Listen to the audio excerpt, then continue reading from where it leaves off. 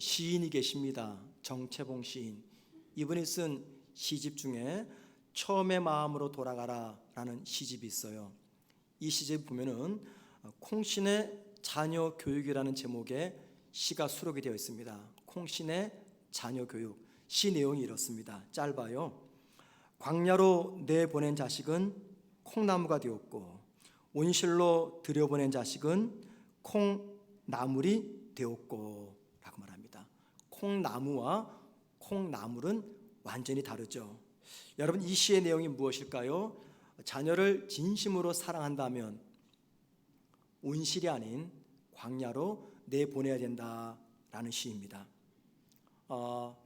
하나님도 마찬가지입니다. 하나님도 저와 여러분을 사랑하시기 때문에 우리를 결코 온실에서 자라는 콩나물로 키우지 않습니다. 하나님은 저와 여러분이 하나님 자녀답게 살도록 하기 위해서 온실이 아닌 광야로 내보내십니다. 우리를 광야로 내보내시는 것, 그것은 하나님이 저와 여러분을 사랑하시는 하나님의 사랑 방식입니다.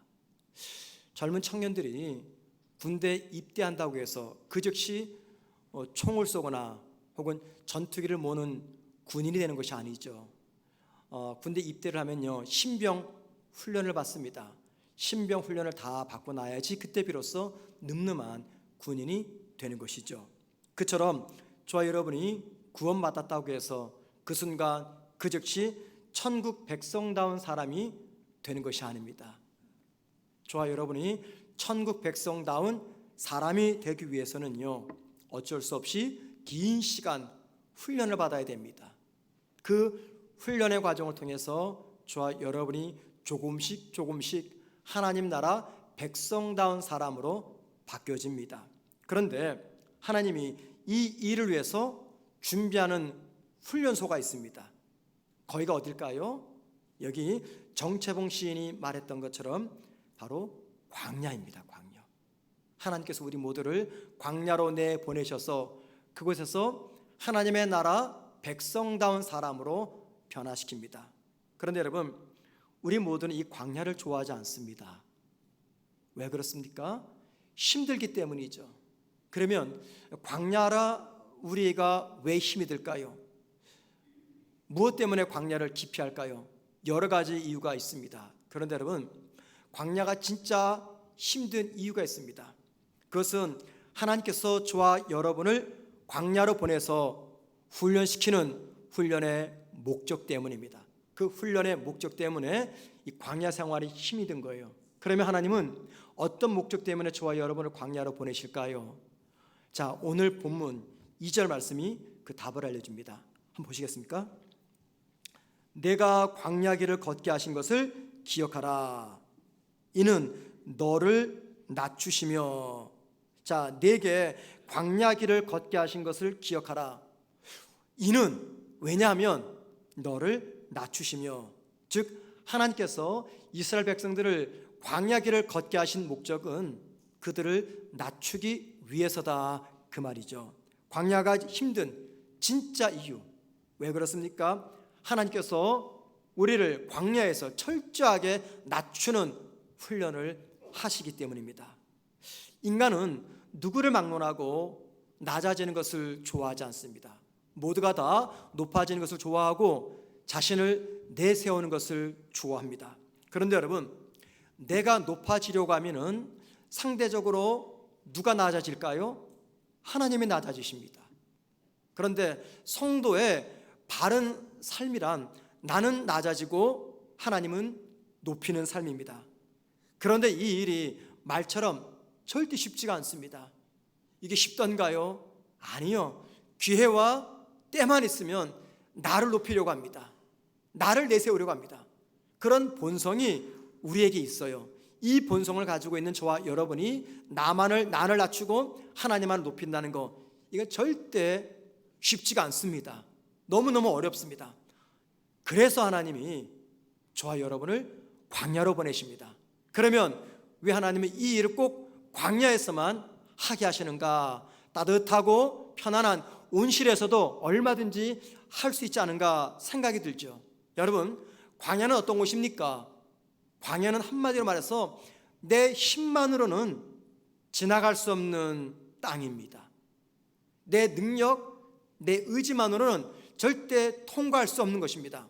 반드시 하나님의 도우심이 임해야 내가 그 광야길을 지나갈 수가 있습니다. 이스라엘 백성은 이 일을 이미 광야에서 경험했습니다. 그래서 오늘 본문 3절에서 이렇게 말합니다. 내 조상들도 알지 못하던 만나를 내게 먹이신 것은, 이게 무슨 말입니까? 이스라엘 백성이 광야를 지나가면서 생존할 수 있었던 것은 하나님께서 그들에게 시간마다 만나라고 하는 음식을 주셨기 때문이다, 그 말입니다. 이스라엘 백성이 광야에서 40년간 만나를 먹고 살았어요. 자, 그러면서 그들은 무엇을 깨달았을까요? 이 광야를 지나가기 위해서는 절대 우리의 힘만으로는 불가능하다. 반드시 하나님께서 도와주셔야 된다라는 것을 깨닫게 되었습니다. 자, 그러다 보니 자연스럽게 광야를 지나가는 이스라엘 사람들은 누구를 보았습니까? 하나님을 보았습니다. 출애굽기, 레위기, 민수기 보면은 이스라엘 사람들이 하나님을 향해서 혹은 모세를 향해서 원망하고 불평하는 모습이 자주 나와요. 여러분, 본질적으로 그들이 왜 하나님을 원망하고 모세를 원망했습니까? 무엇 때문입니까? 그만큼 그들은 하나님을 바라보았다, 그 뜻이에요. 하나님을 의지했다, 그 말입니다. 하나님을 의지하지 않고 보지 않았으면요, 굳이 하나님 앞에서 원망할 필요가 없는 것이죠. 그들은 광야를 지나면서 하나님만 보았습니다. 그런데 이들이 가나안에 도착한 다음에 어떤 일을 경험합니까? 자, 땅에서 농사짓는 자신들의 수고를 위해서, 수고를 통해서 땅에서 필요한 모든 것들을 얻게 됩니다. 즉 농사를 통해서 그들의 생존에 필요한 모든 것들을 얻게 되죠. 광야에서 그들을 먹이고 입힌 역할을 하나님이 하셨다면 가나안 땅에서는 그 역할을 땅이 하고 그들 자신이 대신해서 합니다. 가나안 땅에서 자신들의 노력으로 의식주 문제를 해결할 수 있게 되다 보니 그들은 자연스럽게 하나님의 기적과 하나님의 도우심을 구하지 않습니다. 그 과정에서 그들은 하나님을 잊어버렸고, 하나님이란 단지 성경 속에서만 존재하는 하나님, 그러나 내 삶에서는 실제 존재하지 않는 하나님, 그런 하나님으로 생각하면서 살아갔습니다. 하나님은 이런 일들이 이스라엘 사람들이 가나안 땅에 들어가게 되면 일어날 것을 미리 예견하셨습니다. 그래서 이스라엘 사람들이 가나안에 들어가기 직전 가나안 땅 입구에서 모세를 통해서 신신당부하신 것이 있어요. 그것은 하나님을 기억하라라는 것이었습니다. 하나님을 기억하라. 그러면 어떤 하나님을 기억하라고 하나님 말씀하셨을까요? 오늘 본문 2절 말씀 보면 40년 동안 광야길을 걷게 하신 하나님을 기억하라 말씀하셨어요. 3절 말씀 보면 그 40년 동안 광야에서 만나를 먹게 하신 하나님을 기억하라 말씀하셨어요.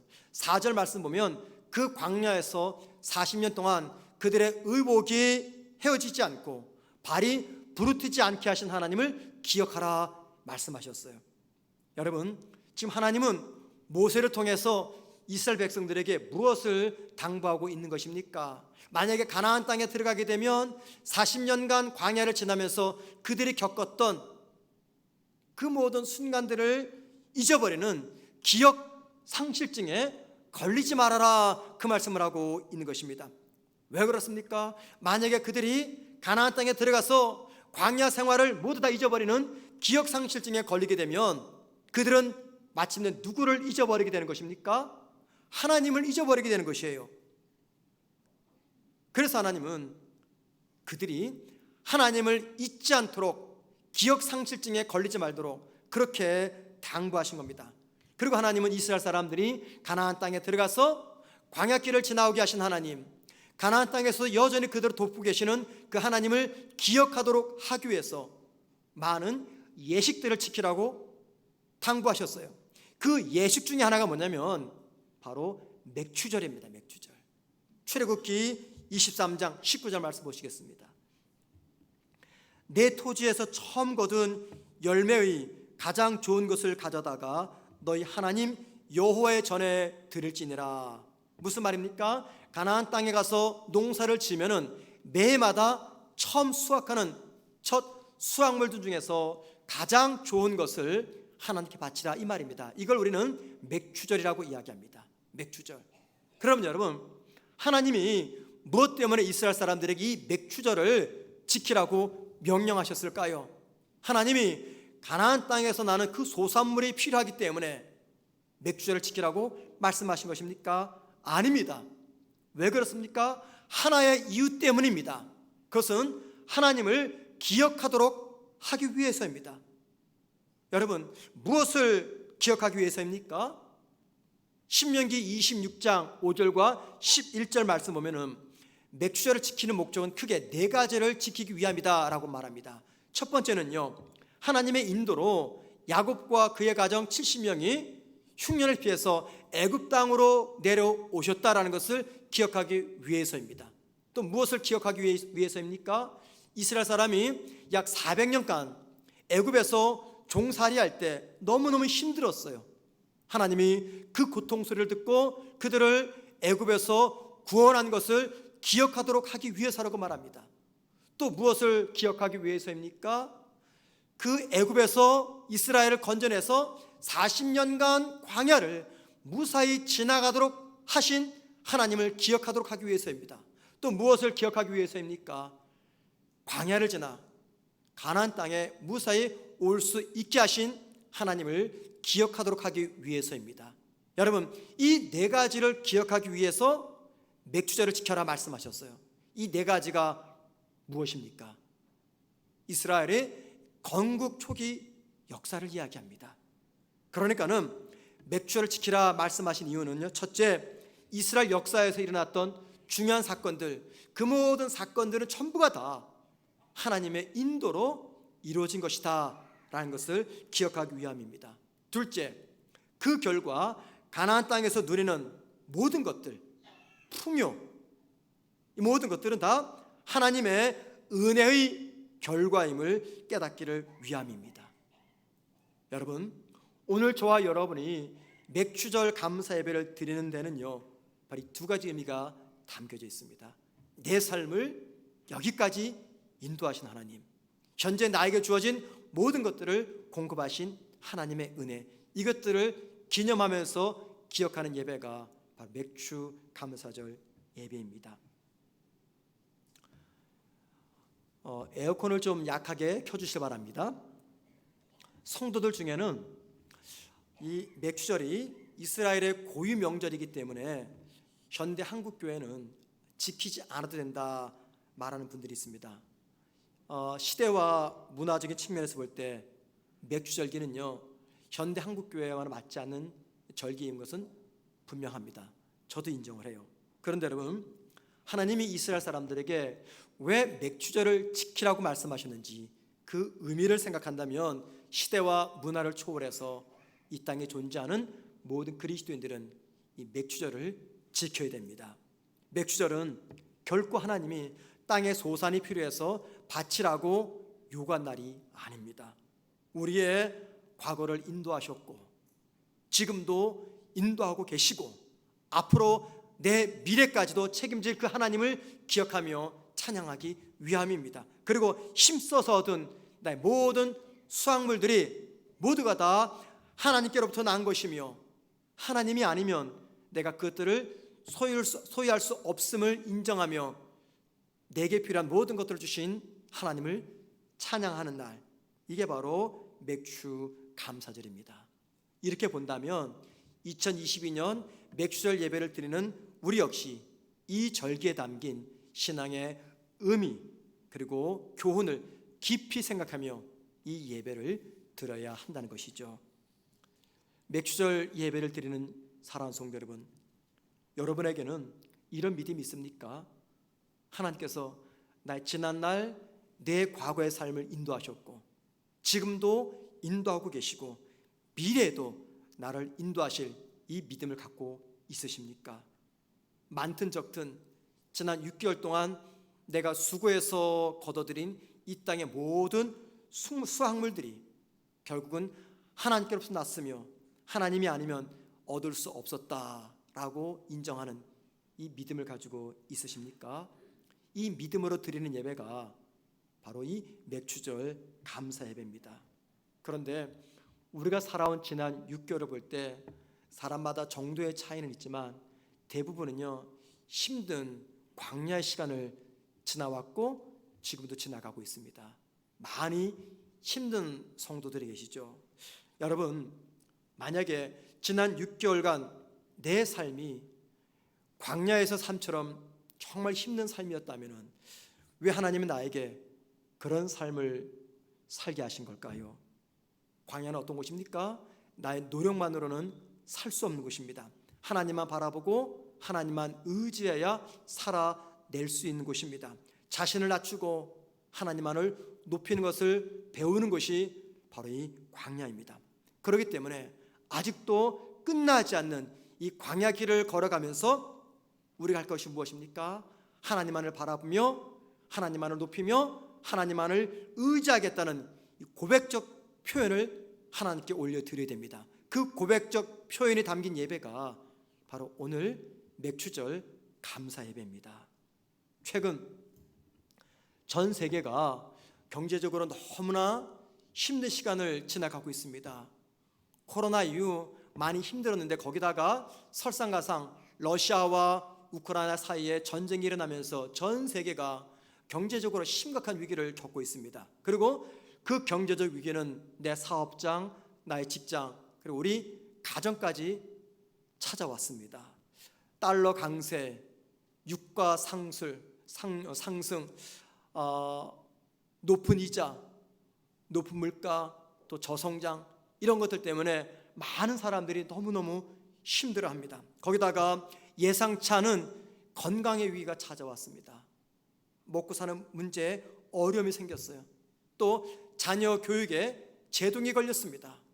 이런저런 문제를 안고 우리가 지난 6개월을 살아왔고 또 그 문제 가지고 앞으로도 살아가야 됩니다. 고난과 환난 중에 성도는 절대 낙심하지 말고 기쁨과 찬양해야 된다, 감사해야 된다라는 말씀을 성경을 통해서 배웠고 또 설교를 통해서 지겹도록 들어왔습니다. 그런데 이게 말이 쉽지 행동으로 옮기기가 너무나 힘이 든다는 것을 우리 모두가 알고 있어요. 저도 알고 있습니다. 내 삶에 어떤 일이 닥쳐도 불안해하지 말고 염려하지 말고 기쁨으로 찬양하며 감사로 대응하겠다고 우리 결심했어요. 그런데 그 결심대로 살아가기가 너무나 힘든 것이 우리의 삶의 현실입니다. 그런데 여러분, 이런 상황 속에서 그리스도인인 우리가 최우선적으로 생각할 것이 무엇일까요? 모두가 다 힘들다, 아프다, 어렵다 라고 말하는 이 광야길 속에서 예수 믿는 저와 여러분이 최우선적으로 생각할 것, 그게 무엇일까요? 그것은 이 힘든 시간을 지나가는 그리스도인들이 하나님이 무엇이라고 말씀하시는가를 생각하는 것입니다. 여러분, 하나님께서 이 광야길을 지나가는 저와 여러분에게 무엇을 원하실까요? 뭘 원하십니까? 하나님께서 우리에게 원하시는 것, 그것은요 다른 거 아닙니다. 아주 간단한 거예요. 하나님을 기억하는 것입니다. 하나님을 기억하는 것. 그럼 여러분, 어떤 하나님을 기억합니까? 우리가 살아왔던 지난날의 삶 속에서 나를 위해서 최선을 다하시고 일하셨던 하나님을 기억하는 것입니다. 지금도 많이 힘드시죠? 그런데 여러분, 조금만 더 과거의 시간으로 거슬러 올라가 보십시오. 지금도 힘들지만 과거에는 더 많이 힘드셨잖아요. 지금도 너무너무 고통스럽지만 과거에는 더 힘드셨잖아요. 그런데 여러분, 그 힘들었던 그 과거 시간, 그 광야 시간이죠. 분명히 우리에게 그 광야 시간이 있었습니다. 그 광야를 지나면서 우리가 깨달은 진리가 있었어요. 그것은 나의 부족을 하나님이 채우셔서 이 광야길을 지나게 하셨다라는 하나님의 은혜입니다. 내 힘으로는 도저히 감당할 수 없었던 그 모든 일들을 감당할 수 있도록 나를 도와주신 하나님의 일하심이 있었던 거죠. 바로 이 하나님을 기억해라라고 하는 것이 이 시간 저와 여러분을 향하신 하나님의 말씀입니다. 그리고 여러분, 이 사실을 인정하면 우리 입에서 어떤 고백이 나올까요? 지난 6개월 동안 내가 많이 수고하고 노력해서 얻은 나의 모든 수확물들, 이 모든 것들은 하나님께 것이고 하나님께서 나에게 주셨기 때문에 내가 소유하고 누립니다 라는 고백입니다. 그리고 맥주절 감사 예배를 드린다는 것은 바로 이 하나님을 기억하며 찬양하는 것입니다. 성경에서 무지개는요, 이게 언약의, 기억의 상징입니다. 기억의 상징. 하나님이 왜 인류에게 무지개를 주셨을까요? 창세기 9장 15절과 16절 보면은 그 이유가 나와 있습니다. 한번 보시겠습니다. 내가 나와 너희와 및 육체를 가진 모든 생물 사이에 내 언약을 기억하리니. 자, 하나님이 언약을 기억하신대요. 그다음 보세요. 다시는 물이 모든 육체를 멸하는 홍수가 되지 아니할지라. 무지개가 구름 사이에 있으리니 내가 보고. 누가 무지개를 봐요? 하나님 보시고. 그다음 보세요. 나 하나님과 모든 육체를 가진 땅의 모든 생물 사이에 영원한 언약을 기억하리니. 누가 기억해요? 하나님이. 뭘 보고요? 무지개를 보고 하나님께서 언약을 기억하시겠다, 그 말입니다. 그러니까는 하나님이 노아와 언약을 맺으면서 무지개를 주신 이유는 인류가 그 무지개를 보면서 하나님께서 인류를 위해 베푸신 그 사랑과 은혜를 기억하기 위해서 무지개를 주신 것이 아니라는 겁니다. 하나님께서 무지개를 보여주신 것은 하나님이 인간과 맺은 그 약속을 기억하기 위해서 무지개를 만드신 거예요. 하나님은 어떤 경우에도 물로써 인간을 다시 심판하지 않겠다고 약속하셨어요. 하나님의 그 약속을 하나님께서 지키기 위해서는 그 약속을 기억하셔야 돼요. 기억하려면 기억물이 있어야 돼요. 그게 뭐냐면 무지개라는 겁니다. 하나님이 무지개를 보시고, 아, 내가 인간들과 언약을 맺었지, 이 언약을 내가 지켜야 되겠다. 하나님이 사람과 맺은 그 언약을 기억하기 위해서, 당신 스스로가 기억하기 위해서 무지개를 만드신 것입니다. 여러분, 무슨 말이냐면 하나님도 인류와 맺은 언약을 기억해서 지키기 위한 목적으로 무지개를 만드셨다는 겁니다. 여러분, 우리가 처음 주님을 만났을 때 있죠. 주님을 내가 인격적으로 만났을 때, 주님을 나의 구원자로 내가 받아들였을 때 온몸에 머리부터 발끝까지 전율이 찾아오면서 그 주님의 십자가 죽음이 내가 완전히 믿어지고 그 주님이 난 사람을 위해서 십자가 죽으셨습니다 라는 그때, 구원의 감격, 뛸 듯이 기뻤던 그때 있었죠.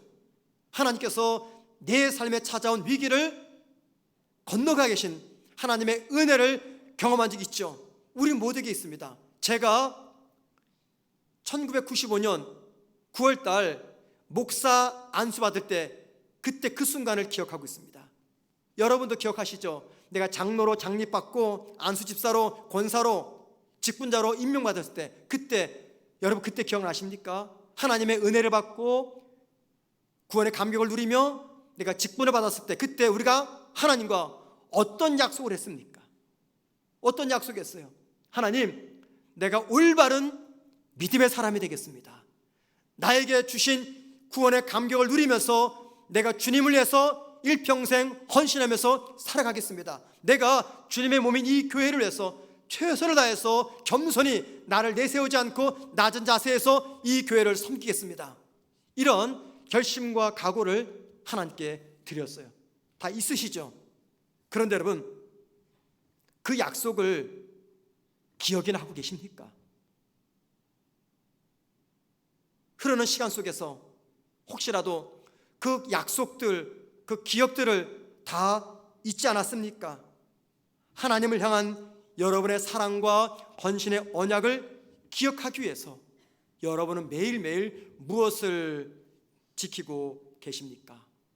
하나님은 무지개를 보면서 인간과 맺은 언약을 기억하셨어요. 그렇다면 우리는 하나님을 향한 나의 사랑과 헌신의 약속을 기억하면서 지키기 위해서 무엇을 지키고 바라보고 있습니까? 여러분, 우리가 하나님과 맺은 사랑과 헌신의 언약을 기억하며 지킬 수 있도록 도와주는 최고의 장치, 그게 뭔지 아십니까? 다름 아닌 감사입니다. 감사. 왜 그럴까요? 감사하기 위해서는요, 기억해야 되기 때문입니다. 기억하지 못하는 사람은 절대 감사하지 못합니다. 어떤 성도가 감사하냐?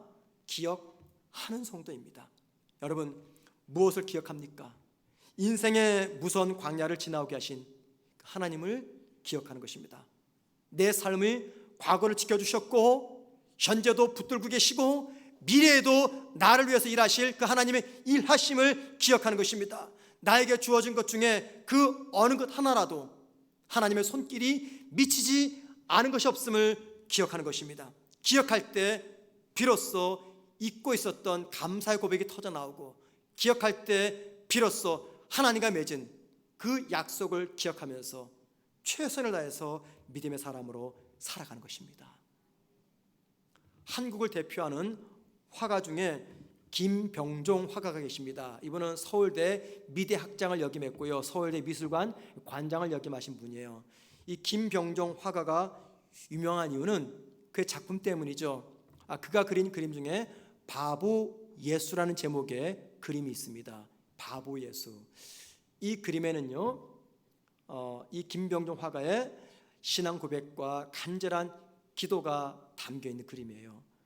이 김병종 교수가 어느 날 아픔을 경험합니다.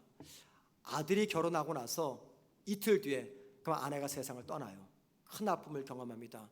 그때 그 아픔과 삶의 위기 속에서 어떻게 그 광야를 지나왔는지 김병종 교수는 어느 글에 실은 칼럼을 통해서 우리들에게 알려주고 있어요. 좀 길지만 제가 한번 읽어볼 테니까 잘 들어보시기 바랍니다. 이게 이제 김병종 교수의 글입니다. 프랑스 철학자 앙리 베그르송이 시간은 기억이다라는 말을 했습니다. 좋은 삶은 좋은 기억을 많이 가진 삶이라고 볼 수 있죠. 세속적으로 인기 있는 분야가 아니라 자신이 정말 잘할 수 있고 오랫도록 사랑할 수 있는 일을 찾아 좋은 시간을 쌓아가기 바랍니다. 나아가 기독교적인 세계관을 갖고 세상에 선한 영향력을 행사하는 일을 하면 좋겠습니다. 선의와 사랑에 대한 기억, 좋은 장치를 본 기억, 좋은 경치를 본 기억, 그리고 주님과의 화평한 기억, 이 기억의 스펙을 잘 쌓는 게 세속적 스펙을 쌓는 것보다 중요하다는 걸 기억해 주길 바랍니다. 김병종 교수는 이 글 끝에 두 개를 대조합니다. 기억의 스펙과 세속적 스펙, 두 가지를 대조합니다. 여러분, 세속적 스펙이 무엇입니까? 이 세상에서 우리가 얻었던 명예죠. 출신 학교, 부귀 영화, 사회적 신분, 이게 다 세속적 스펙입니다. 그런데 여러분, 이 세속적 스펙이 기억의 스펙과 대조되는 이유가 있어요. 지금 김병주 교수가 말하는 이 기억의 스펙이란 우리가 과거를 지나오면서 받았던 하나님의 은혜들입니다. 순간순간 내 삶에 개입하셔서 광야를 지나가게 하시고 고난을 피하게 하신 하나님의 기억들, 이게 바로 기억의 스펙들입니다. 그런데 여러분, 우리 삶에 위기가 찾아올 때 어떤 것들이 큰 힘을 발휘할까요? 세상에서 성공했던 세속적 스펙에 대한 기억입니까? 아니면 과거 내가 경험한 하나님의 은혜의 기억의 스펙들입니까? 당연히 하나님의 은혜의 기억의 스펙들을 가지고 우리는 삶의 위기를 지나갈 수가 있는 것이죠. 그러므로 하나님께서 만들어주신, 하나님께서 저와 여러분의 삶 속에서 만들어주신 은혜의 기억의 스펙들을 차곡차곡 우리 기억의 박물관에 모아두십시오. 그리고 그 기억의 박물관에 잠겨져 있는 기억의 스펙들 때문에 가장 고통스럽고 힘든 순간조차도 우리는 감사로 이겨낼 수가 있습니다. 2022년 상반기를 지나오면서 내 마음에 아직까지도 고통으로 남아있는 사건과 시간과 사람들이 있을 것입니다. 그 모든 것들은 나에게 찾아온 광야입니다. 그런데 여러분, 힘들었던 순간과 상황과 사람들 때문에 나에게 주어진 놀라운 축복들이 있습니다. 광야를 지나가는 동안 내 삶에 찾아온 놀라운 변화들이죠. 광야가 아니면 절대 경험할 수 없었던 은혜들이 있습니다. 그게 뭘까요? 여러분, 광야를 지나가기 전에 우리는요, 나를 높였습니다. 내가 최고인 줄 알았어요. 그런데 광야를 지나가면서 나는 낮아지고 대신 하나님을 높이게 되었습니다. 광야를 지나가기 전에 내 눈은 언제나 세상에 머물러 있었어요. 그런데 광야를 지나가는 동안에 나의 시선이 주님을 향하게 됩니다. 그래서 어떤 경우에도 하나님만 바라보게 되었어요. 광야를 지나가기 전에 모든 일들은 나의 노력의 결과라고 생각을 했어요. 그런데 광야를 지나가면서 이게 바뀝니다. 모든 것들은 하나님의 은혜라고. 여러분, 맥주감사절 어떤 날입니까? 하나님께서 만들어주신 이 모든 은혜들을 기억해내는 날인 것이죠. 하나님께서 광야에서 만들어주신 그 은혜들을 기억할 때 현재가 아무리 힘들고 어렵고 아프다 하더라도 기대와 희망으로서 우리의 미래를 기다릴 수가 있는 것입니다. 어릴 때 학교에서 소풍을 가면은 꼭 보물찾기를 했어요. 이 보물찾기는 어린이들에게 두 개의 감정을 유발시켰습니다. 설렘과 실망이었어요. 설렘과 실망. 그런데 여러분, 이 보물찾기에는요, 교육적인 효과가 담겨 있습니다. 어떤 교육적인 효과일까요? 생각의 역발상입니다. 생각의 역발상이 무엇입니까? 생각을 거꾸로 하는 것. 창의적인 교육 효과가 이 보물찾기에 담겨져 있어요. 예를 들면, 숨겨진 보물을 찾으려면 어떻게 됩니까? 익숙한 곳만을 바라보면 찾을 수가 없어요. 거기 안 숨겨두죠. 한 번도 눈길을 주지 못했던 거기를 찾아가야 거기에 보물이 있습니다. 그동안 밝은 곳만을 보았다면 보물을 찾기 위해서 어두운 것도 보아야 돼요. 그동안 중심만 보고 있었다면 주변 변두리도 보아야 됩니다. 왜요? 거기에 보물이 숨겨져 있기 때문에. 그동안 높은 것만 바라보았다면 낮은 곳에도 귀한 것이 있다는 것을 생각해야 됩니다. 여러분, 하나님께서 우리 삶에 존귀한 보물들을 삶의 자리 곳곳에다가 숨겨두었습니다. 인생의 밝은 곳에만 숨겨두지 않고 인생의 어두운 곳에도 숨겨놓았습니다.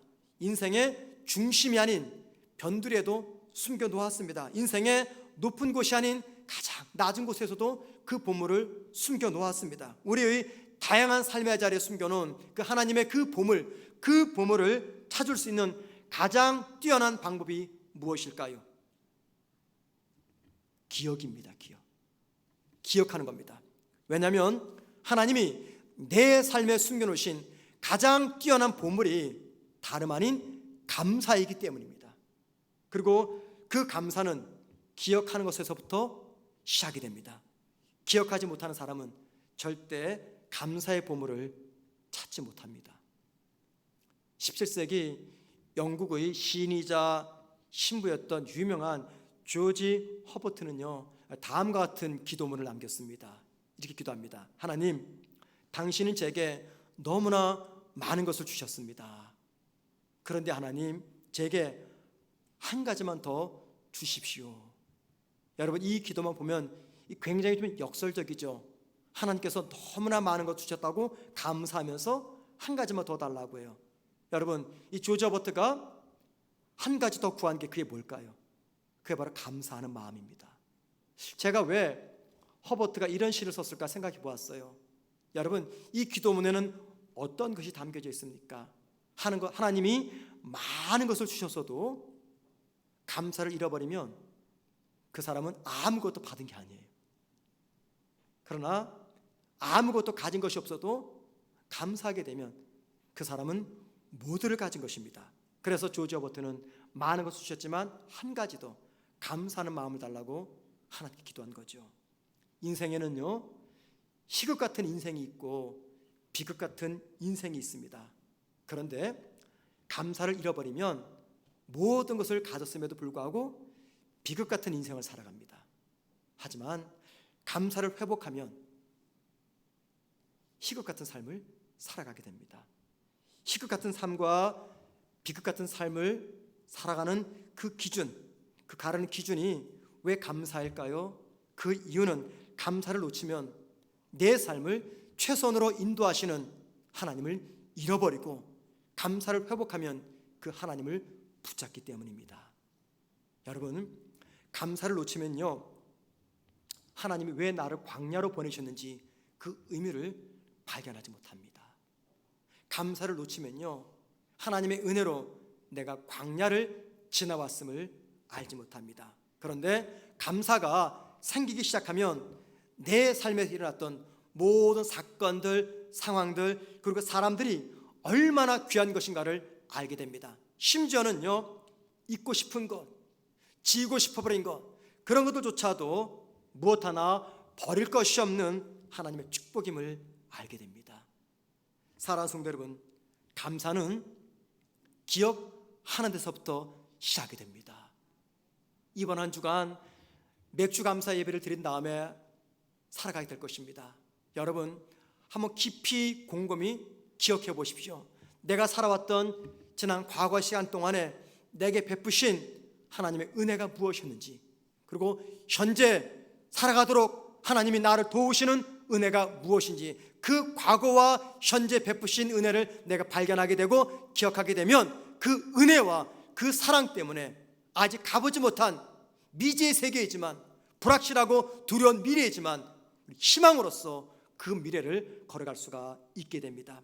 이번 한 주간 이 말씀을 꼭 기억했으면 좋겠어요. 그래서 지난날 광야 같은 내 삶으로 찾아오셨던 그 하나님, 광야를 지나가게 하시고 현재도 지나가게 하실 그 하나님을 기억하면서 우리 삶 속에서 이 세상 사람들이 정말 이해할 수 없는 놀라운 변화와 놀라운 삶의 모습들이 나타나기를 주님의 이름으로 축원을 드립니다.